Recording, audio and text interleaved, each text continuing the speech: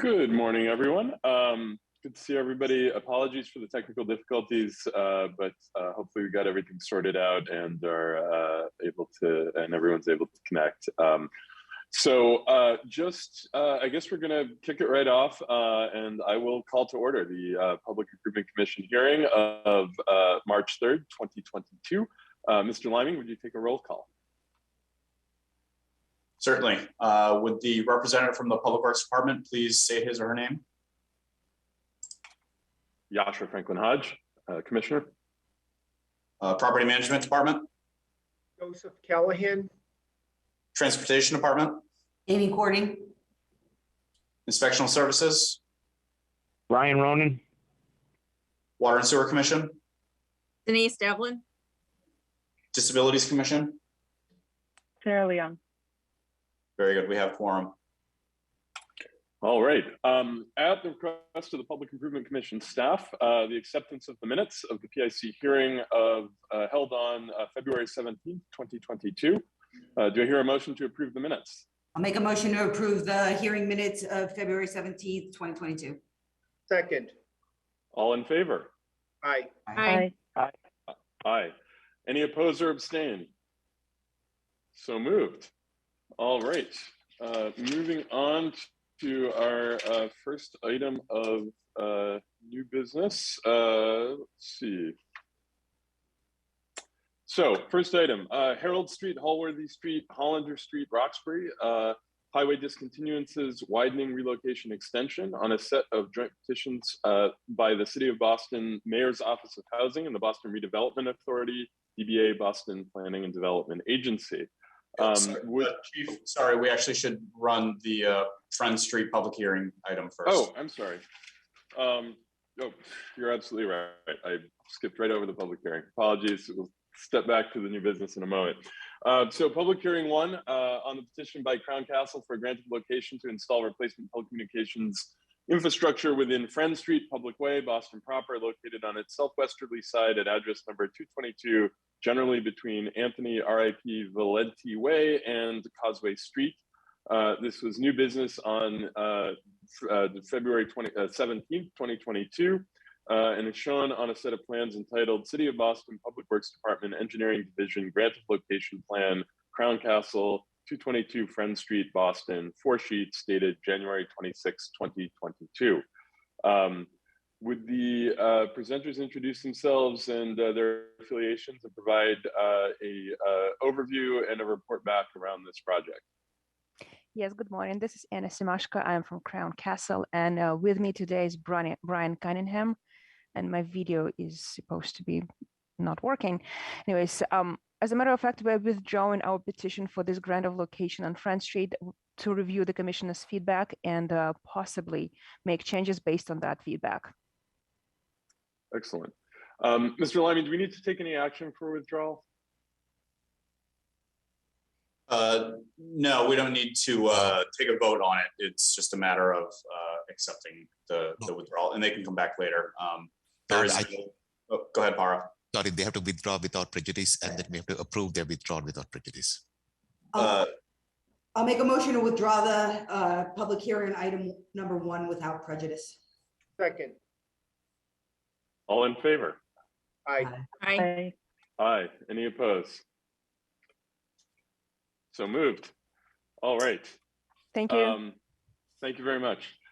So now back to new business number 1, which I'll read again. Harold Street, Hallworthy Street, Hollander Street, Roxbury, highway discontinuances, widening relocation extension on a set of joint petitions by the City of Boston Mayor's Office of Housing and the Boston Redevelopment Authority, DBA Boston Planning and Development Agency. Would the presenters please introduce themselves and their affiliations and provide a brief overview of the project? Good morning, Commissioners. My name is Jamie Smith with Mayor's Office of Housing. I'm joined by Jay Lee, Assistant Director of Design and Construction at the Mayor's Office of Housing, Jonathan Short, Real Estate Development Officer with the Planning and Development Agency, and James Pearson of Weston Sampson Engineers, who's providing support on this project. This is a joint petition of BPDA and MOH for the widening, relocation, and extension to reopen the Herald Streets between the intersections of Hollander and Hallworthy Streets. This petition's in support of a joint BPDA and MOH effort to redevelop vacant BPDA-owned land along Herald, Hallworthy, and Hollander Streets to provide new mixed-income homeownership opportunities in this neighborhood. The BPDA land will be subdivided into residential lots suitable for the construction of single and two-family homes. This redevelopment plan and the design were developed in consultation with city agencies and our community partner, the Garrison Trotter Neighborhood Association. And I do want to acknowledge that we received some additional comments from BPD and Public Works this morning that we will review and incorporate after this hearing. And we're happy to answer any questions. Should I be sharing screen here with copies of the plans? That might be helpful if there are questions from the commissioners. So yes, please feel free to share. Okay. I will start with the widening, relocation, and extension plan.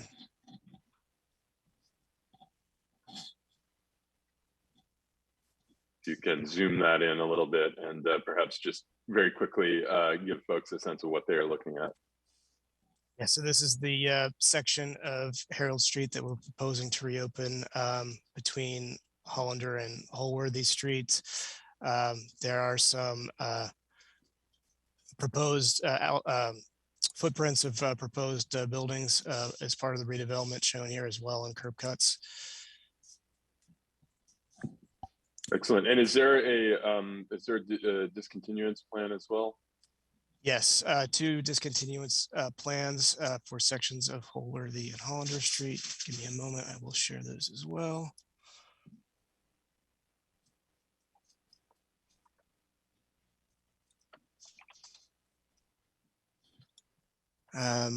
This is the section along Hollander Street.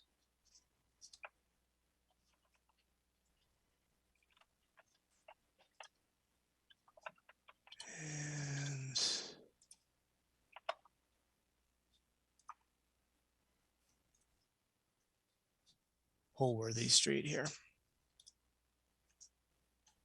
Got it. Open up the floor to the commissioners for any questions, comments. So I think that it was us who had the outstanding comments. We had asked for raised crossings on either end of the new street for calming purposes. We had submitted those comments back to Zach, but now with Zach not being around, Jeff has just gotten these plans and started to take a look at them. So we want to get him fully up to speed. He had a couple of questions, but we want to make sure our comments align with Jeff's comments and that he's fully aware of how we got here. So I think that that's the only outstanding bit is just to make sure that Jeff's comfortable, and then the raised crossing ask is probably still going to be in there. Jamie, sorry. In addition to that, we would like to have confirmation on the compliance of the reciprocal ramps across, I believe, Hallworthy and Hollander, I believe, and have those indicated on the plans if they're to be reconstructed for clarification.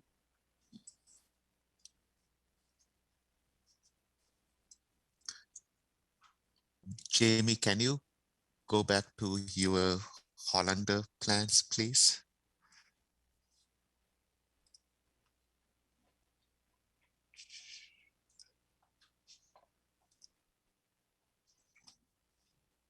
There we go. Oh, sorry, my bad. The Herald Street? Yeah, the one which we are going to open up. Yes, one moment.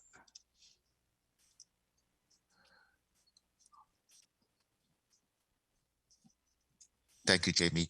So as you know, there were many discussions between your department and Public Works as to the condition of the street and how that is going to be managed to support this wonderful project.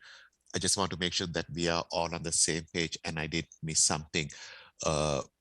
Because currently, Commission members, this street is closed for any through traffic, okay? And it needs to be open to support the housing stock that is being planned with addresses facing Hollander Street. So Jamie, you are, when I say you, your project is taking on the task of opening up the street, making sure that it is usable upon the completion of the construction, and that it'll have the necessary drainage infrastructure to support the functionality of the street, plus the street lights that are there, and all of that good stuff. Is that correct, Jamie?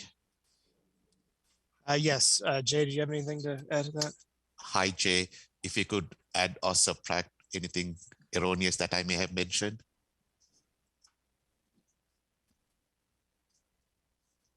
Mr. Lee, if you are here. Here, can you hear me? Yes, go for it, Jay. Yes, I think the water and sewer connections already been repaired by Boston Water and Sewer, and we are indicating drainage systems, tree locations, all the things that would be needed for the future development. Awesome, Jay, including the street light system, because right now I think you've got a couple of poles with the overhead wire connecting the two. I believe we did show street lights. Yes, so you need to, sorry, Jay, you know what I mean, right? Can't have a road without lights. That makes things awkward for all of us. Okay, but you will take it from soup to nuts, correct? There are lights shown on this plan. And the drainage right here. Awesome. Thank you, Mr. Lee. Truly appreciate the helpful cooperation that's there between us. Any other questions or comments from the members of the commission? Any comments or questions from PIC staff or the public? No, none. Is 2 weeks enough time to address the concerns you've heard here today and the other items that you mentioned having received feedback on? I think there may be some additional comments we're awaiting from Public Works. So depending on the timing of those comments, we'll certainly turn those around. Okay, is the interest in seeing this back on the agenda for a public hearing in 2 weeks, or is there another time that would be more appropriate? James, should we be able to turn these comments around within the 2 weeks? Well, I'd like to think so. Again, as you said, though, we do need to get feedback from Public Works, so it'll depend a little bit on the timing. But I mean, my personal opinion is, you know, if we were to just plan for 2 weeks and then, you know, if for whatever reason that doesn't work out, I mean, we could always just be continued to the following meeting, right? Chief, Mr. Liming, do you want to, yeah, go ahead, Para. sorry, Chief. Amy, I apologize for my not remembering everything. One of the issues that may have been a concern in the neighborhood is when you open the street up, what it does to traffic circulation. So there may have been conversations within the neighborhood as to the programming of the street as a one-way street heading in whichever the direction it is going to go to. The community picked the direction. Sorry, Amy. The community picked the direction based on awesome. that, right? Like we're going the way that they want us to go. Got it. So the only additional feature, Amy, is because I think there was some concern about this being used as a cut-through traffic and the speed of traffic along this stretch of this little bit of roadway, and whether we want to do Miss Seskin's active street, slow the heck down. That's our outstanding ask, is for raised crossings at either end. And we are going the direction that the community desires, specifically to thwart the cut-through traffic. Correct. Thank you, Amy. You know, as always, 10 steps ahead. All right, well, we will, if there are no other questions or comments, we'll plan to see you on March 17th, and please work with the PIC staff if there's any changes needed to that date. Thank you very much. All right, thank you. Moving on to new business item number 2, 88 Seaport Boulevard, Northern Avenue, Van Pier Boulevard, Pier Street, South Boston, layout approval, pedestrian easement, specific repairs, project license, earth retention license on a set of joint petitions by Seaport D Title Holder LLC, Seaport F Retail Owner LLC, Seaport Square Development Company LLC, Massachusetts Bay Transportation Authority, and the Boston Redevelopment Authority, DBA Boston Planning and Development Agency. Would the presenters please introduce themselves, their affiliations, and provide a brief overview of the project and its various actions, after which we'll hear from the commission. Sure. Good morning. My name is Amy Prange with Seaport D Title Holder, Seaport Square Development Company, both affiliates of WS Development. Thank you for your time here today. The Block D project, shown here in blue, is part of the Seaport Square Master Plan with an address of 88 Seaport Boulevard. The project is located just west of District Hall on Seaport Boulevard and is bounded by Fan Pier Boulevard, which is a private way open to public travel, Northern Ave, and the new Pier Street, which we'll talk about today, which is a new private way open to public travel, which will be constructed with the new building in conjunction with this project. So the building is designed by OMA with Jacobs acting as the architect of record. 88 Seaport will have several smaller retail storefronts on the ground level, a civic space on level 2, and the balance of the building is a mix of commercial lab and office on top of a 3-level garage. We are working towards a foundation permit application to ISD in the coming months, and we hope to start construction this year. And I'll turn it over to Jody Sanchez with Goulston and Storrs to talk a little bit about the petitions that we are presenting today.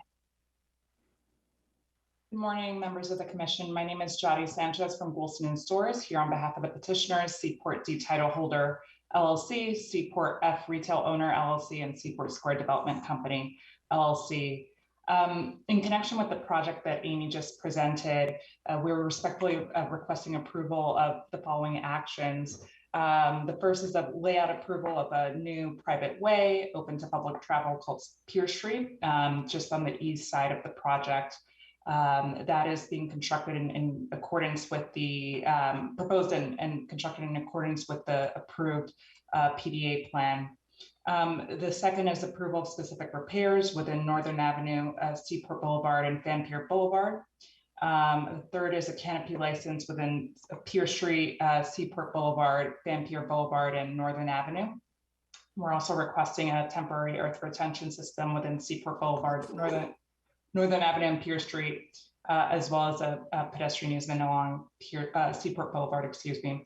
Now I'll turn it over to John Schmidt of Niche Engineering to discuss our first public hearing item, which is the, new business item, which is the layout approval of Pier Street.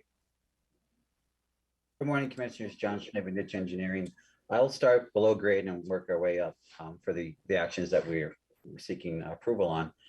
The supportive excavation plan, it will be a slurry wall construction along the property lines of the parcel. Along Northern Ave, we will have a temporary tieback system in order to build the slurry wall. And that will be, those tiebacks will be detensioned prior to the project completion when the structure allows such detentioning to occur. And then along Seaport Boulevard, that'll be a slurry wall that will be braced. As you can see by this detail here, we abut the MBTA civil line tunnel so that we're very tight and are unable to provide tiebacks there. The project is coordinating closely with the MBTA to ensure that all of their concerns are met as well. Once the project allows, again, there will be detention along Northern Ave. And then the entire slurry wall that falls within the public ways will be cut to be 6 feet below existing grade, as is standard practice. Do I have any questions regarding the SOE? John, quick question. On the Northern Avenue Bridge, your tiebacks, you're going to detention and keep it in the ground. I have lost track of where the Eversource project, you know, the 345 kV oil encased power line that is over there. They were supposed to straighten the thing. I don't recall the status of them upgrading their assets. My question is, when you leave those temporary tiebacks permanently detention in the ground, will it limit Eversource's ability to manage their asset within the Northern Avenue right of way? I don't believe it will because you can see by the profile here, the section here, that the detention starts about 20 feet below grade. Okay, that should be enough. Okay, sorry.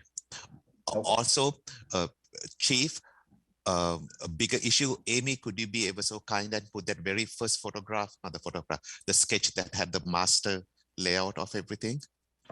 Okay, Chief, well, Amy, you are proposing a private way open to public travel. Okay. Now, Right. if I'm on Seaport Boulevard and I actually want to walk towards the waterfront area, which are the alignments or streets that are public open to travel?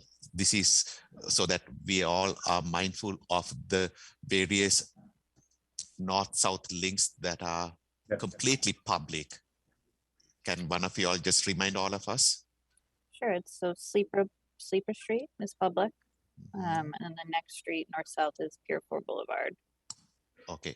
Well, sorry, Pier 4 Boulevard is public. Fan Pier Boulevard's private. Pier Street will be private.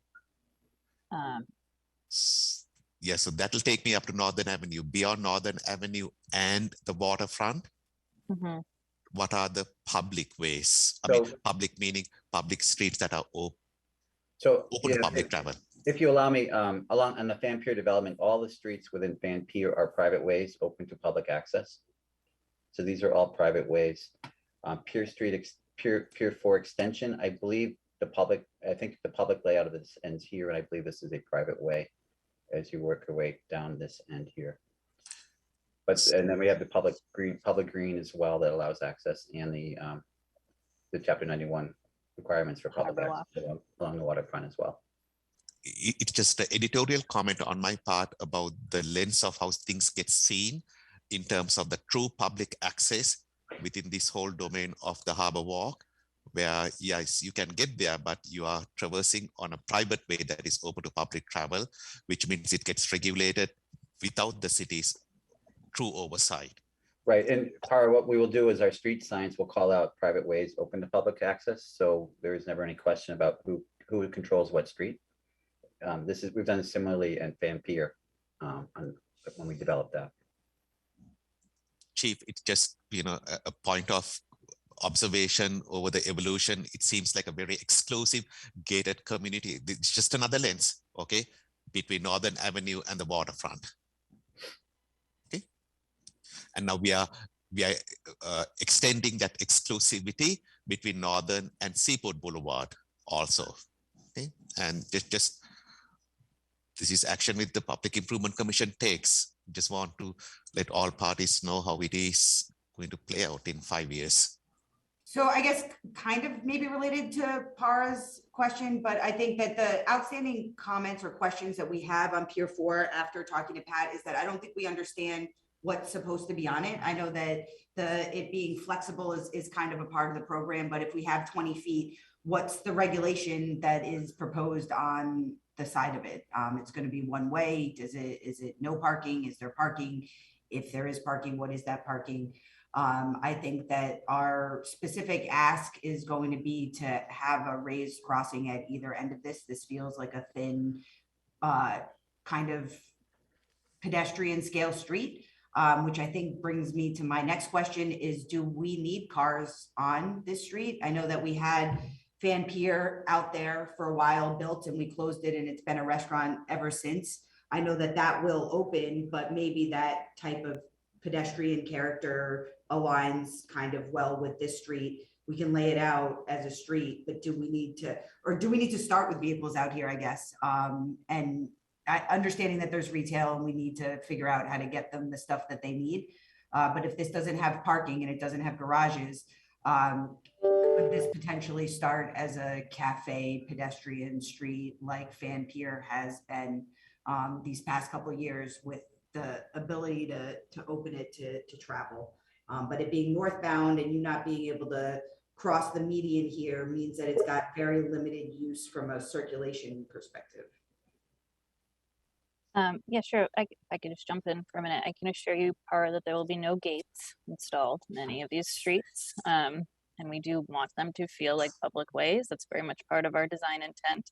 But Pier Street is designed right now is one-way north. There's no parking on the street. The entire street is raised with a flush sidewalk. So there's a raise, you have to come up 6 inches to get onto the street and then down 6 inches to get off, with some reclaimed cobblestones as a way to try to slow people down once they are on the street. And as discussed with the BPDA, it is our intention to try to close this street periodically for events. So we aren't doing that anymore on Fanfare Boulevard, which can stay open to cars. So this would be kind of replacing what we have been doing on Fanfare Boulevard for the past couple years. So I guess my question is, can we leave, do we need to start with vehicles on here specifically? What do we gain, I guess, by having cars on the street?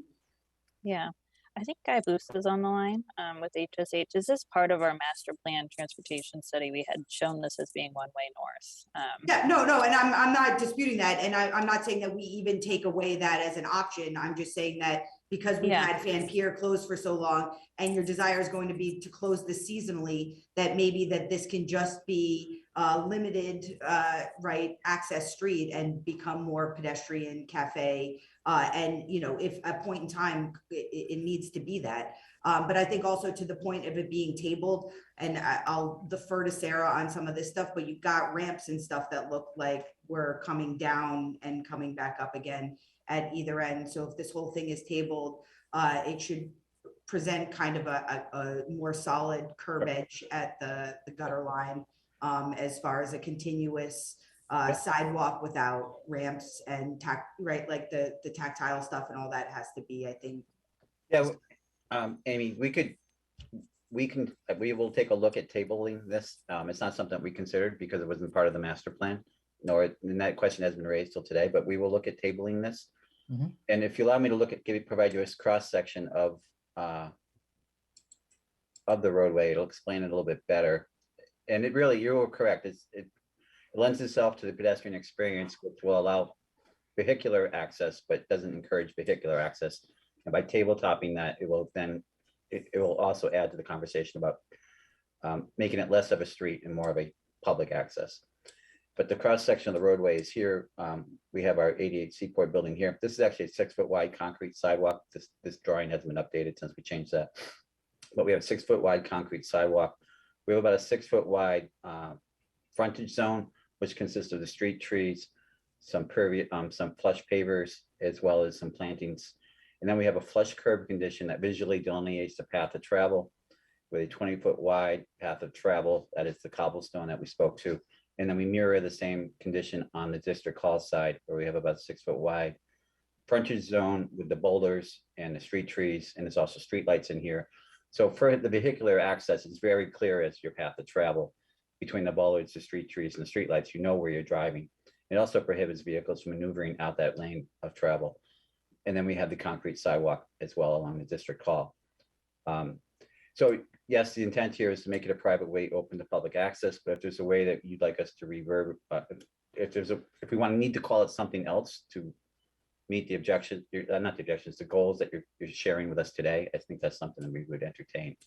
Yeah, no, I guess my question is really about the need for vehicles up here. Also, if the side that is retail is going to have, right, cafe uses, and we want to give them as much space as possible, and they were to receive the entirety of the sidewalk, having a cobbled middle removes the accessible path. So I just think we should talk about all of this stuff so that we don't end up in an old sleeper situation with a weird accessible path that kind of, right, like had to kind of appear out of nowhere. So I just want to take all of that into consideration. And I don't want to say that this design as proposed in this master plan shouldn't go forward with the ability to have this be a one-way street. But I guess I don't understand why we need to introduce vehicles at the onset, particularly if this is going to be seasonally closed.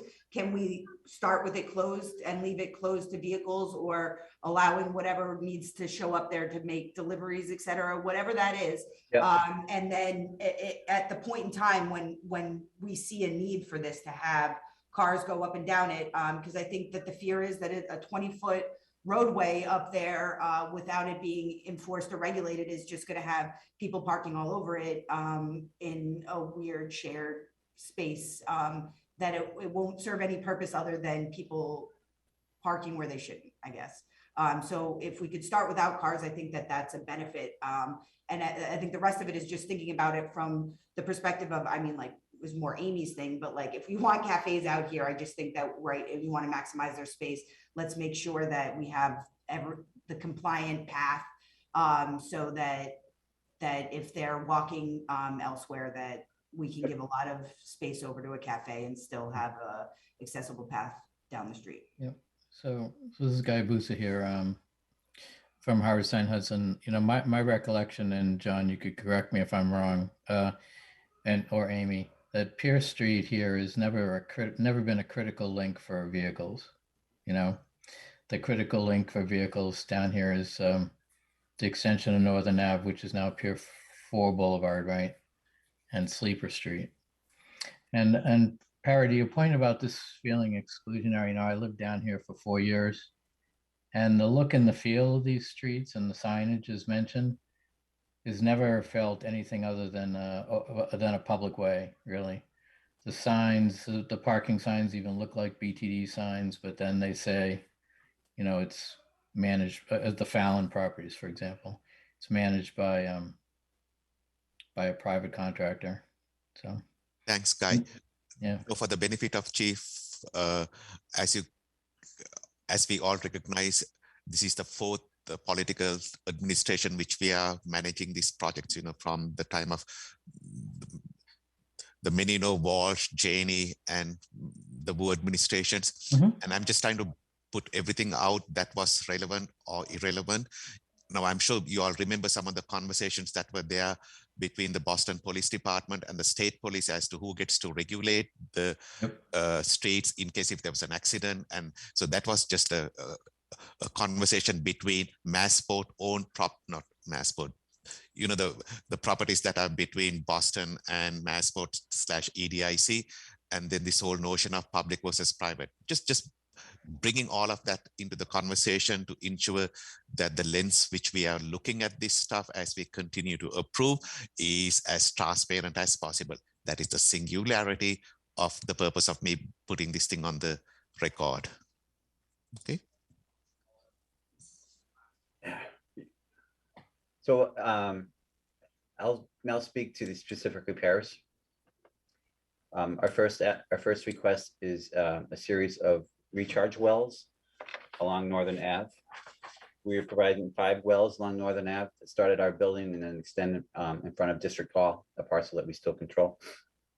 And we're going to capture within the building the 1¼ inches of stormwater as required by the BPDA and Boston Water and Sewer. The wells are about 35 feet deep, and they will collect and recharge the stormwater, and then the excess water will flow out to Northern Ave. The dark line at the top of this drawing is a 30-inch storm drain that WS Development is committed to constructing through coordination with Boston Water and Sewer. So the second page of this. The next is the specific repair improvements along Northern Ave. Northern Ave will provide a 12.5-foot wide concrete sidewalk, a 5-foot wide porous paver, LED street lighting, 5 new street trees. And we are working with Sarah on the ramp configuration. And we will now, based on the conversation we have today, we will also look at providing this as a tabletop or a raised crosswalk, which will actually help us in this design because there's a lot happening in this corner, and raising that I think will improve the condition and provide a better, not only accessible path, but general layout of the facilities. And we also received Denise's comments. The site plan application went into Boston Water and Sewer a couple months ago. We just received their comments, first round of comments this week. We'll be resubmitting to them in the coming weeks. And Denise, thank you for your comments, and we will make sure they get incorporated into the site plan or in the PIC plan, such as the don't dump plaques and other things that you noted in your email.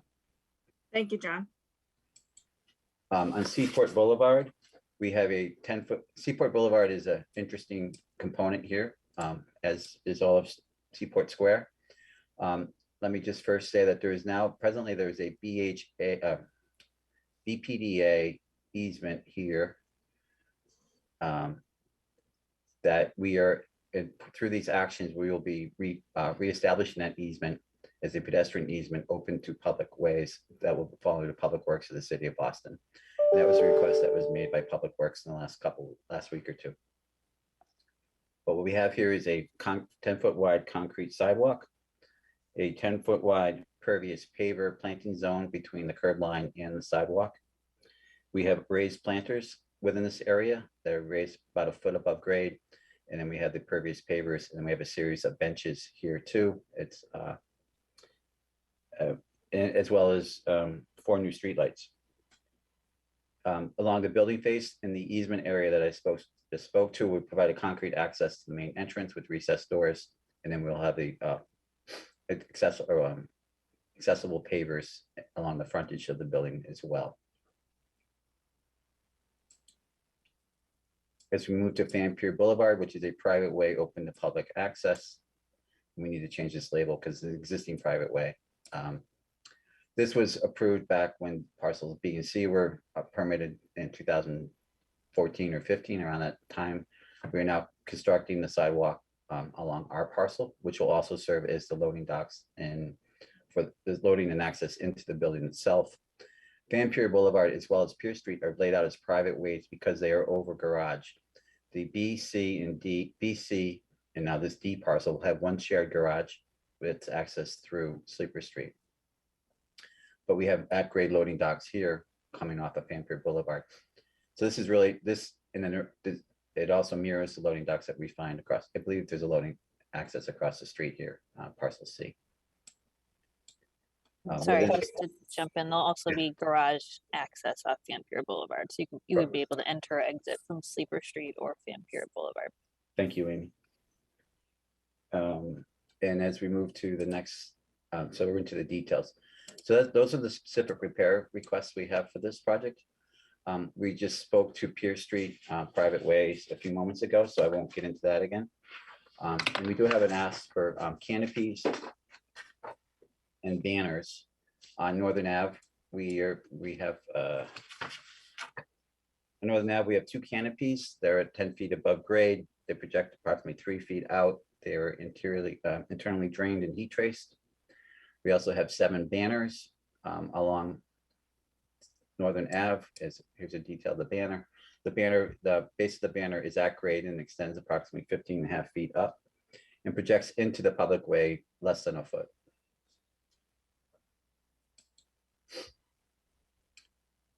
On Fan Pier Boulevard, we also have we have 2 canopies here, and we have a banner at the northerly corner of the building. These canopies are 10 feet above grade. They project approximately 3 feet out, which is still less than 2/3 of the sidewalk width. They're heat traced and internally drained. On Pier Street, the private way we spoke to earlier, we have 4 canopies, 4 canopies. They're also 10 feet above grade, heat traced, internally drained, and project out. Actually, they project only less than a foot into the private way. And then along Seaport Boulevard, we have 4 canopies that are 10 feet above grade. Get my notes here. They're approximately 11 feet above grade. They project less than 4 feet into the pedestrian easement, and they're heat traced and internally drained. And we have 25 feet of clearance between the canopy itself and the curb line. So they're set way back from the street line, the traveled way line. Does anyone have any questions regarding these petitions? Can I ask you to go back to the Seaport Boulevard plan? The canopy? No, the specific repairs.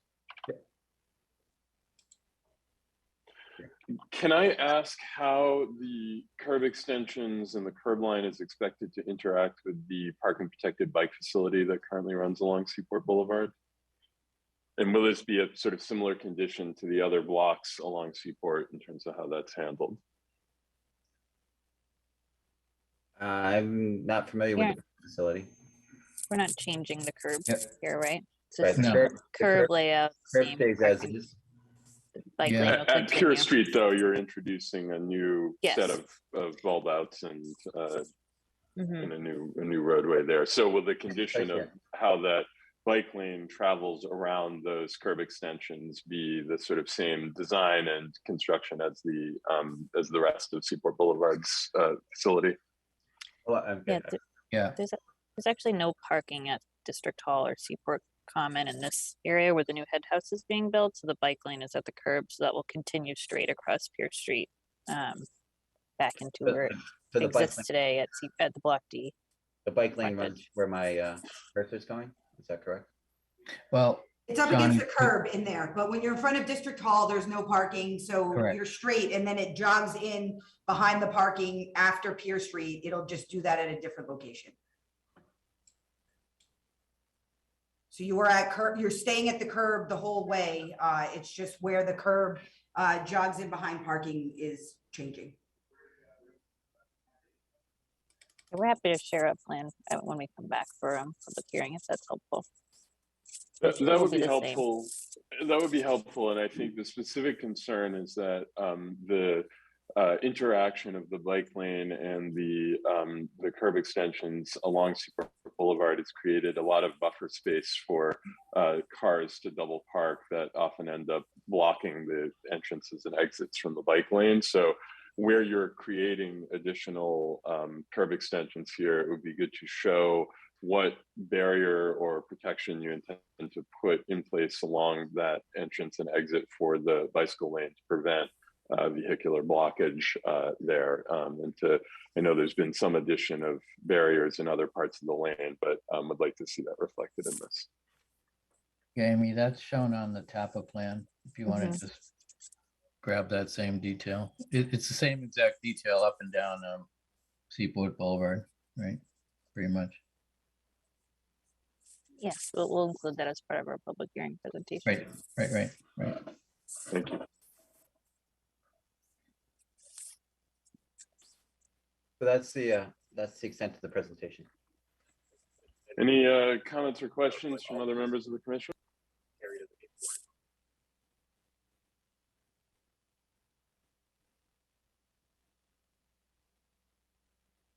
Going once. Any comments or questions from the PIC staff or the public? No, none. Is 2 weeks enough time to address what you've heard here today? I think with the addition of this pedestrian easement on Seaport Boulevard, I think we would like 4 weeks if that's possible, so we can have those plans updated and our petition signed with our co-petitioners. Yep, that should not be a problem. That puts us at, it looks like March 31st. So we'll plan to see you then. Thank you very much. Thank you. All right. Thank you so much. Moving on to our final order of new business. Freeman Street, Clarendon Street, Columbus Ave, Dorchester, Boston proper, specific repairs on petition by the Massachusetts Bay Transportation Authority. Would the presenters introduce themselves and their affiliations and provide a brief overview of the project and its various actions, after which the commission will have a chance to comment. Yes, thank you. Good morning. I want to thank the commission for the opportunity to present on new business today. I will introduce our team and then we'll quickly go through a brief presentation that will highlight some of the proposed accessibility improvements at these two locations. On the call today are Catherine Quigley. She is the Deputy Director of Strategic Planning in the Department of System-Wide Accessibility at the MBTA. Also on the call is Will Huang, who is the design lead from Jacobs Engineering. And my name is Lou Rubito. I'm the project manager also from Jacobs Engineering. We'll turn it over to Will to walk us through these improvements, proposed improvements. Thank you. Great, thank you, Lou. Thank you, commissioners. Thank you for the opportunity to present the MBTA System-Wide Accessibility Improvements Project to you today. Like Lou said, these two locations are at Clarendon Street at Columbus Avenue, next to the Back Bay station that hosts the Orange Line and the commuter rail. And the second location is at Freeman Street at Fields Corner Busway, which is next to the Fields Corner station along the Red Line. And so the overall goal of the project is that the MBTA will like to make all the routes accessible to their stations accessible. They want to eliminate any sort of deficiencies to make their facilities accessible by all. I'm just going to start with the existing conditions on Clarendon Street at Columbus Avenue. This is the north corner of the intersection. As you can see, there is a asphalt patch over the apex curb ramp at the location, and has been like this ever since Google Street View has been a thing. And because of this asphalt patch, there are a lot of deficiencies and a lot of safety concerns as well. So I'll just run through some of the safety concerns. One is obviously it's not accessible by ADA or MAAB standards. Number two is if you were a pedestrian waiting on this corner, sight lines between pedestrians and drivers coming down Clarendon Street are non-existent. If this sedan was any taller, you would not see, there would not be a sight line. Another constraint or another issue is over here, you can see an accessible parking spot. However, you know, the accessible parking spot, anyone using an accessible parking spot will then ultimately need to use this curb ramp, which is not very friendly. And then lastly, there's other constraints such as a steep running slope down Clarendon Street, as well as Columbus Avenue, as you can see in the first and third pictures. So with these constraints, our proposal is to create a 20-foot long curb extension along Clarendon Street. And so with this curb extension, we are converting the apex ramp into 2 directional ramps down Clarendon Street and Columbus Avenue. It will require the removal of 1 parking spot. However, the safety benefits of the curb extension will outweigh the need for that parking spot. By bumping out this curb extension, there will be a greater sight line between pedestrians and drivers, and there will also be accessible access to the different crosswalks. It also shortens the crossing distance between or along Clarendon Street, which then shortens the amount of exposure time between of pedestrians to vehicular traffic. In working with BTD Signals, they have asked us to propose a detection camera on this pedestrian pedestal. There are, according to the signal plans, there are loop detectors that are running into this, onto Clarendon Street.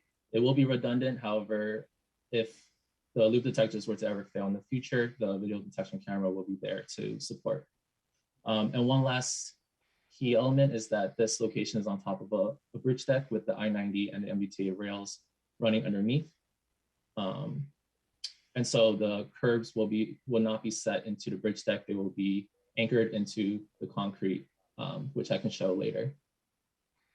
One last element is this portion here, the dotted line. We went through MAAB variance, and they have approved us having this section next to the retaining wall to exceed 2% cross slope in order to maintain a 2% cross slope along the majority of the sidewalk. So here's just a quick rendering of what the location looks like currently and what we are proposing for it to look like now or in the future. So I guess I'll take a pause here. Are there any questions on Clarendon Street at Columbus Avenue? William, PJ here. So just to give you a little bit of history as to why you see that monstrosity of that asphalt thrown over there. For quite a long time, we've struggled to fix that corner, and we have always been challenged because of the fact that you have MBTA assets underneath. So truly appreciative of the fact that you all have seen the wisdom to do what needs to be done and not have a monstrosity of that asphalt patch. That's issue 1. My second question, William, is have you tracked down the condition of the ramps at the 3 other locations around this intersection? And your team needs to certify to the city's team that they are in compliance to the degree it needs to be. So Lou, have you all looked into this? Because you know what I'm trying to say, right? Reciprocal ramps. We did all around. Okay. We did verify that there were, and there is a note in there that they meet. Yeah, so Lou, it's gotten a little bit legal on our end over here. You basically need to certify that someone properly trained and qualified to make that assessment has done the field inspection and assessment of the fact that they are in conformance, okay? Rather than a trailing note from another set of plans, i.e. you need to have your team's documentation to verify that someone qualified to make that assessment has done that recently to ascertain that it's all in compliance. We are in a bit of a situation on our end here. Okay, and how do other para, I guess, other than stamping the plans and No, confirming- that's fine. You just need to have that piece of paperwork on your side because we are governmental agencies. You don't need to prove to me, just keep it in your files. Okay, it's in there. Thank you. Thanks, Lou. Truly appreciate it. Do the signals on this corner stay in the same spot? Yes, they will be staying in the same spot. Only the pedestrian pedestal observed here will be replaced with a taller pedestal to account for the video detection at the top. What about snow removal for that area that's on the screen right now, the proposed new improvement? Does the MBTA clear snow from that sidewalk and down to the ramps? Horse isn't a butter. Sorry, can you repeat where you were referring to? So I believe that snow removal takes place because we have the exit above. I'm not sure that we do down to the curb ramp, but I wouldn't be surprised if we do. Because if you look in the background, that is the orange line. Yeah, back bay entrance for. Hi, Catherine. Good to see you. And yes, but hopefully you understand. I mean, you've seen it from both sides. We are having a bit of a challenge where someone forgets to pick up the snow, and sometimes it looks quite awkward when we are trying to make these improvements for the sake of those who we are trying to serve, and then at moments of vulnerability, we sometimes are not quite there. So help us to manage the situation where someone picks it up. And in this case, it's your team, Catherine. Yes, absolutely. And as I'm sure you know, one of the biggest impediments to access is snow removal, which we're lucky to have quite a bit of an issue with in New England. So we're very aware of that. But I think first we have to have an accessible sidewalk. So. But we can take that back and look at it. But I am fairly confident that we had an internal conversation about snow removal in this location, and feel confident that this area has the crews that go and address the area behind, at least. All right, thank you. Have you had any conversations with, or have there been any discussions with the BTD active transportation team around the potential for the degree to which this geometry accommodates potential future permanent parking protected bike facility along Columbus Ave? We have consulted with BPTA. We talked to Nick Schmidt, and then with active transportation, we were talking with John Monticelli. None of them brought up a protected bike facility. I know there was a trial or a tactile one with cones laid out, but since then they have been removed. And I'm not sure of any future plans of any permanent protected bike facility. It is the intent of the city to at some point establish a permanent contiguous protected bike facility along Columbus Ave. So just it sounds like you've been in touch with John from the active transportation team, and just wanted to make sure that the existing geometric constraints, since I don't think you're actually touching the curb, where it comes around at Columbus, but just to make sure that the geometric constraints don't prevent that from happening in the future. Right, and since this is the south end, there's also an extensive amount of curb extensions. So I believe on the other side, there's also more curb extensions. So, there's nothing that will be too out of the ordinary for a typical commuting bicyclist or anything.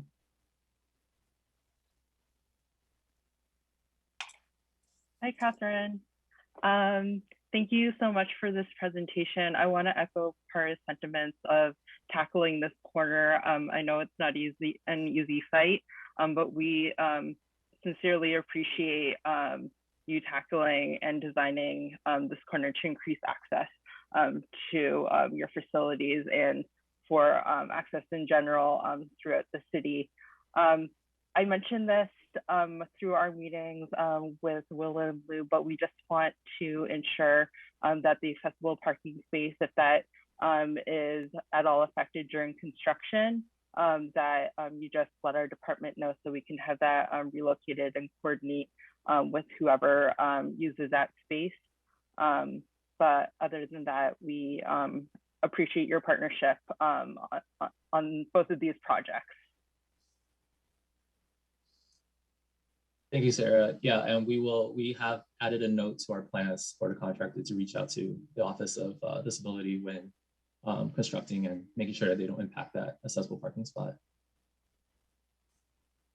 Well, before we move on, the question for Todd, I know one of your comments that you submitted ahead of the meeting was about the color of the detectable warning panels. We did meet with the Landmarks Commission. I think for this location, they requested red, not yellow. And I know yellow is typically the color that's used. Okay, I'll defer to Sarah. Actually, probably knows what color these should be better than I would. So if somebody else wants to overrule me, that's perfectly fine. We already have red and gray on this corner, so. This is within the district, correct? Yeah, the landmarks, the South End Landmark District requested red actually. Okay. That's fine.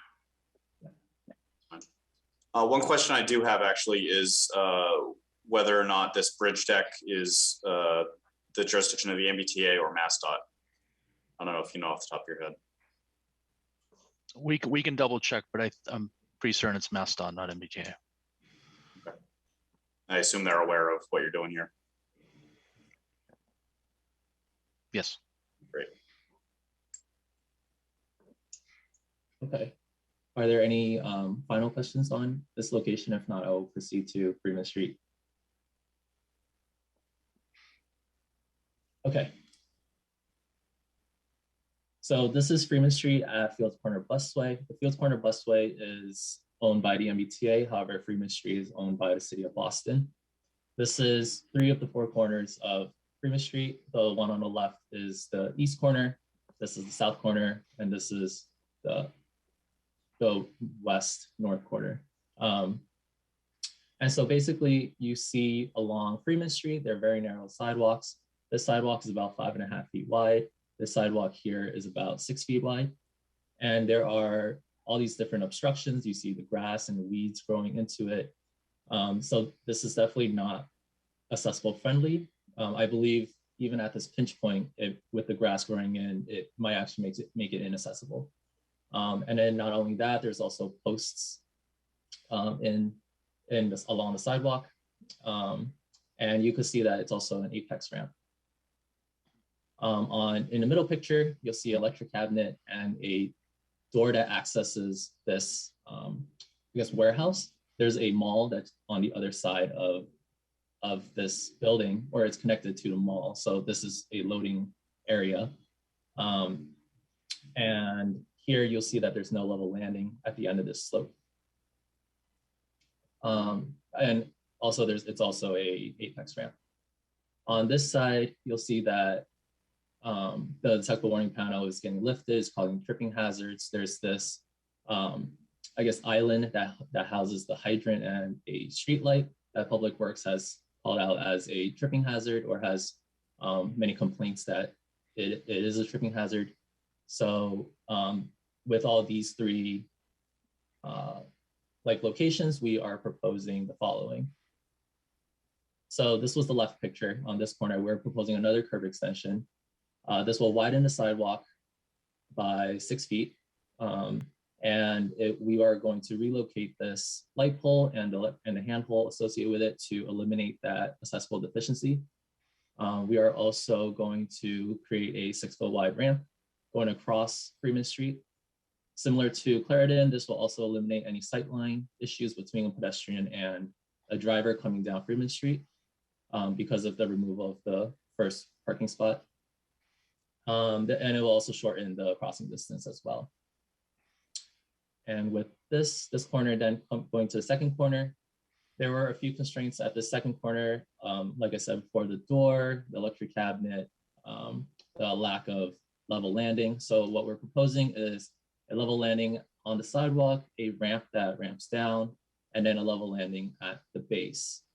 When we're doing our field work, we did observe vehicles, single unit vehicles or delivery trucks making a left turn from freeway onto Fields Corner Busway.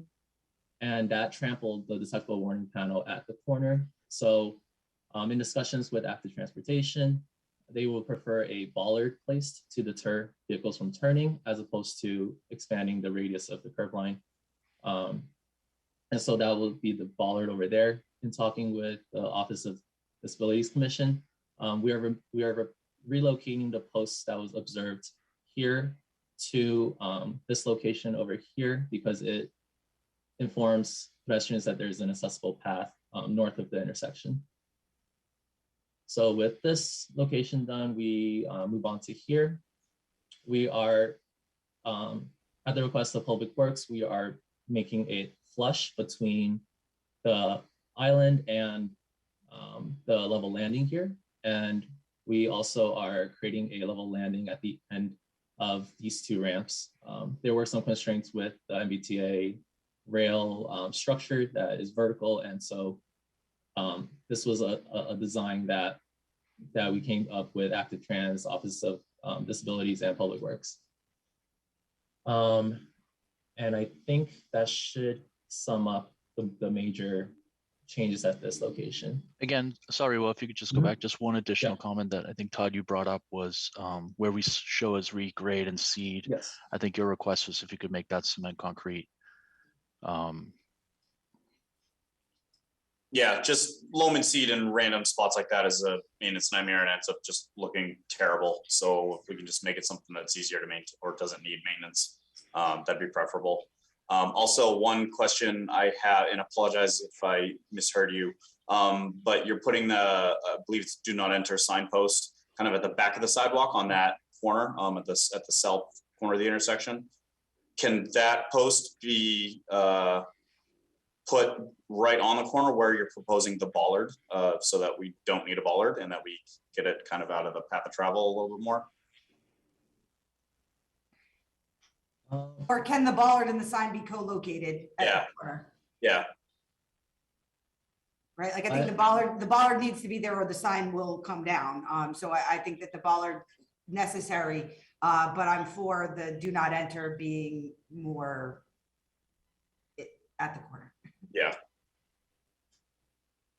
Take a look, let us know. Okay, sounds good. Yeah, my initial gut reaction is I've never seen a signpost like so close to the corner of or the curb, and also with the stop sign and the do not enter sign, there's a width to them that might get hit by passing vehicles.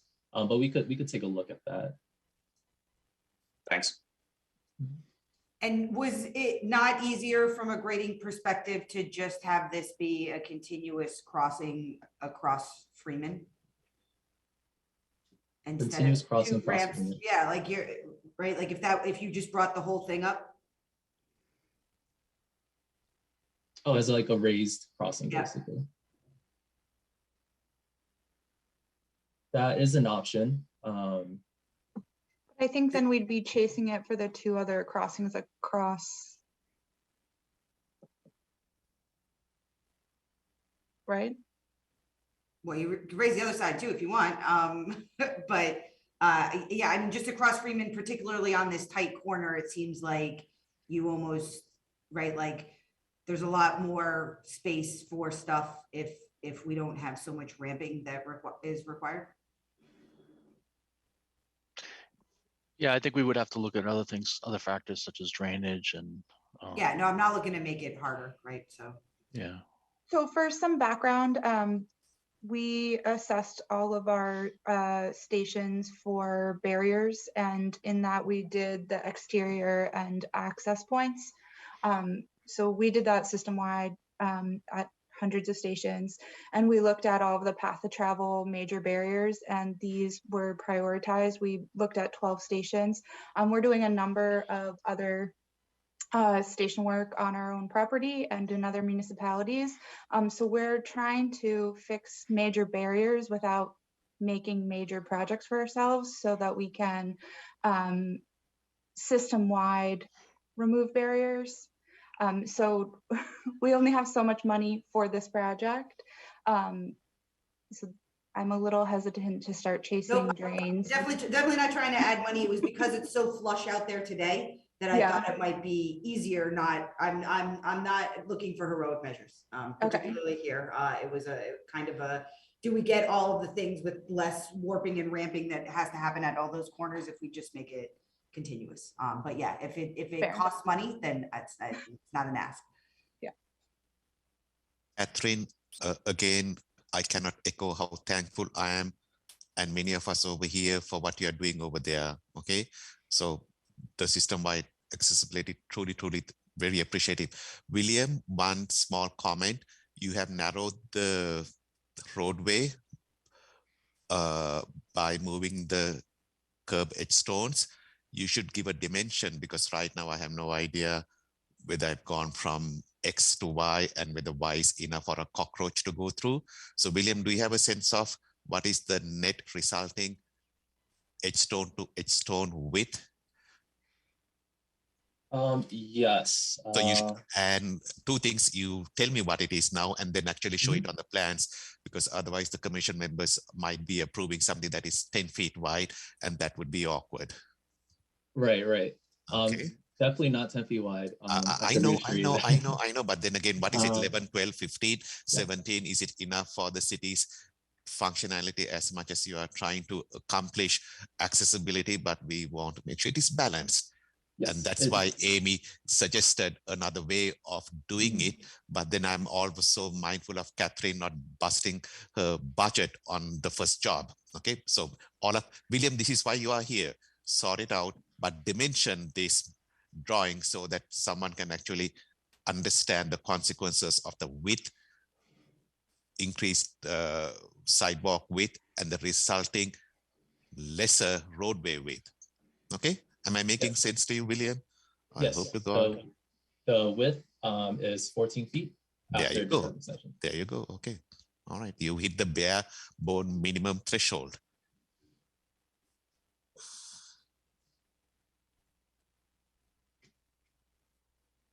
Okay. Are there any? Oh, actually, I have to show the renderings. So here you can see what the proposed curb extension will look like. We're also going to be restriping the crosswalks because of how faded they are. But this is the first rendering.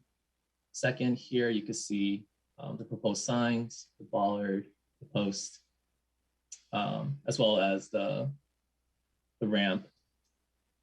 And on this side, you can see how it is flush with the island.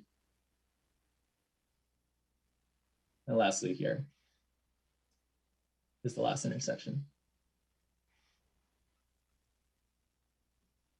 So with that, that wraps up Freedom Street at Fields Corner Busway. So commissioners, are there any other questions on any of the locations we presented today? This is perhaps me not understanding what the change that's being proposed, but what I heard was that this island is being made flush with the surrounding sidewalks, and I'm still seeing the return on the ramp there. Did I misunderstand the intent of what's happening? So basically, the existing condition right now, you can see that there is a 6-inch reveal against the sidewalk. And so here we'll be raising the sidewalk to, or actually, no, sorry. We're lowering the curve a little bit and raising the sidewalk a little bit to then join at this point. And then the ramp would go down along the curve. And then similarly on this side, it's going down along the curve, and it'll still be a 6-inch reveal at this level landing here. Sorry, the pictures can't really showcase it too well, but So The reveal's only going away on the sidewalk facing portion of it. It still remains Yes. in the front. So Got it's it. So we're not building the along that wings back on the curb. ramps. No. Okay, so we're not building an additional wing along each ramp to take up that island space. No, the warping happens along the curb that's at the back or within the sidewalk there. We were trying to reduce the extent that the curb was revealed towards the top of the ramp where it is typically the tripping hazard. Got it. Okay. I mean, you still have the challenge of it sort of being in the, kind of path of travel coming down either sidewalk, direction. So, I mean, hopefully this is an improvement on the tripping hazard situation, but you can see that desire line running right through there as well, which, sort of suggests that this is in fact how people are walking. But this may in fact be an improvement on the overall safety of this. And I also like to add, if I may, that we are rounding out the corners. So that assists a little bit with the tripping hazards. And we also looked at, taking away this whole island, but however, due to drainage, we have to leave this island here. Got it. And we're putting yellow tactile. Yes. Any other questions or comments from members of the commission? With Todd's adjustment of the reseed and loam and the kind of raised island area, is there any way that you can add a sign in there or a vertical obstacle just to make sure that it is really clear that it's not a walking area?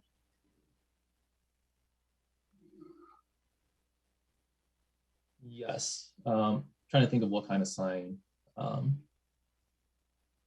Or a trash receptacle, I believe. Yeah, just like a vertical element. Yeah, the ADA guidelines do recommend a obstruction or something taking up space when there is a curb return that sits in the path of travel.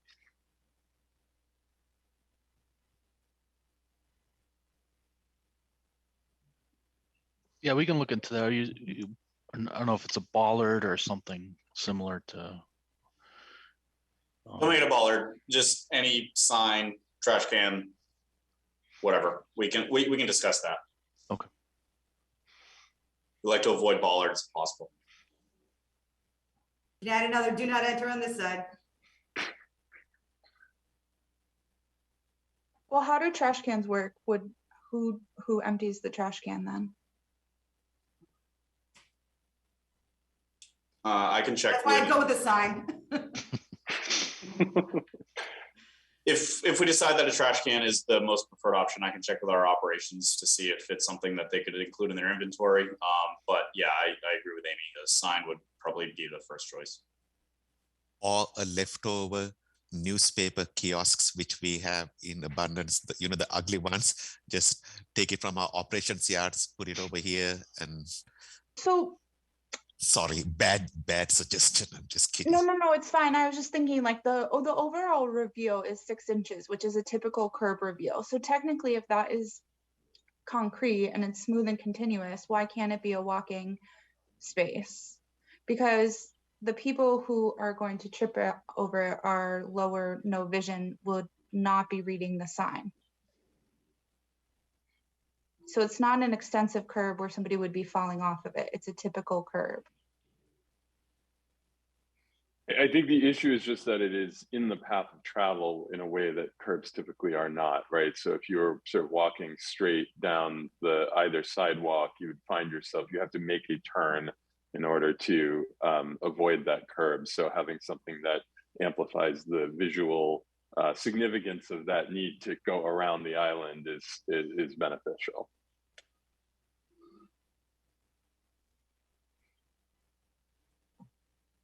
So I think in a typical scenario, you would have the wing there, right?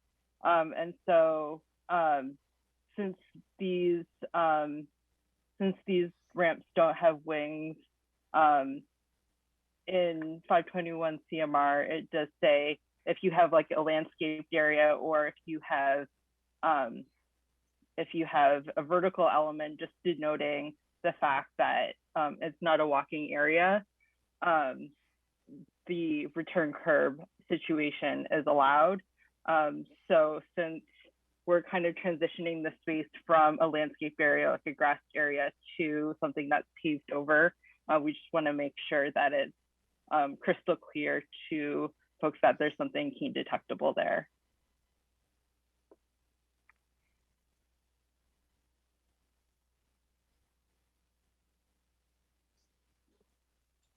Any additional comments or questions from the commission? Any comments or questions from PIC staff or members of the public? No, I'll work with the project team to massage all of these minor details. Excellent. Is 2 weeks enough time to address what you've heard today? Absolutely. Yes. All right, we will see you on March 17th. Thank you very much. Thank you for your time. So I think that comes to the end of our agenda. Do I hear a motion to adjourn? I make a motion to adjourn. All in favor? Aye. Aye. Aye, so moved. Thank you all very much. Thank you. See you all. Recording.